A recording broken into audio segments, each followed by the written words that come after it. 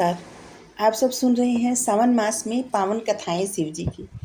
ब्रह्मा जी बोले, नारद जी, इसके पश्चात मैंने नील लोहित भगवान श्री शंकर की आज्ञा अनुसार शब्दादि पंचभूतों द्वारा पंचीकरण करके उनके स्थूल आकाश, वायु, अग्नि और जल, पृथ्वी, समुद्र, वृक्षादि और कालादि युग पर्यंत कालों की रचना की तथा सृष्टि के और भी बहुत से पदार्थों की मैंने रचना की।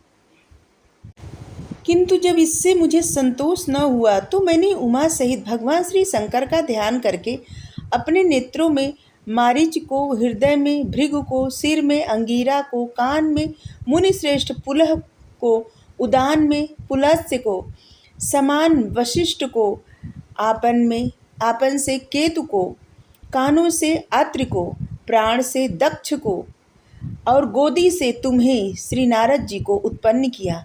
इसके पश्चात मैंने अपने दो रूप बनाए। मैं आधे से नारी और आधे से पुरुष हुआ। नारी रूप तो शतरूपा थी और स्वयं मनु पुरुष था। उन दोनों का परस्पर विवाह हुआ। इसके पश्चात श्री मनु जी के यहाँ प्रियव्रत और उत्तानपाद नामक दो पुत्र हुए और आकुति और देवाहुति प्रसूति नामक 3 कन्याएं हुई। बाद में आकृति की रुचि के यहाँ 12 पुत्र हुए। देवाहुति और कर्दम के यहाँ बहुत से पुत्र हुए और दक्ष के यहाँ 24 कन्याएं उत्पन्न हुई। उनमें से 13 कन्याएं दक्ष ने धर्म को दे दी। उनके नाम है श्रद्धा, लक्ष्मी, दृष्टि, तुष्टि, पुष्टि, मेधा, क्रिया, बुद्धि, लज्जा, वसु, शांति, सिद्धि और कीर्ति। फिर उनमें छोटी कन्या 11 कन्याओं ज्योति, सम्मुति, स्मृति, प्रीति, क्षमा, सन्नति, अनुष्पा, ऊर्जा, स्वाहा और स्वधा को क्रमशः भृगु, भव, मारीचि, अंगीरा, मुनि, पुलह, कृत, अहिवशिष्ट, वहिन और पितर के साथ ब्याही गई, जिनकी संतान से समस्त त्रिलोक भर गई। फिर तो भगवान श्री सदाशिव की आज्ञा के अनुसार असंख्य जातियों की उत्पन्न हुई, जिसमें ब्राह्मण श्रेष्ठ हुए। दक्ष की 60 कन्याएं, उन कन्याओं की संतानों से पाताल से लेकर सत्यलोक यहाँ तक कि चराचर जगत व्याप्त हो गया और रत्ती भर भी स्थान खाली न रहा।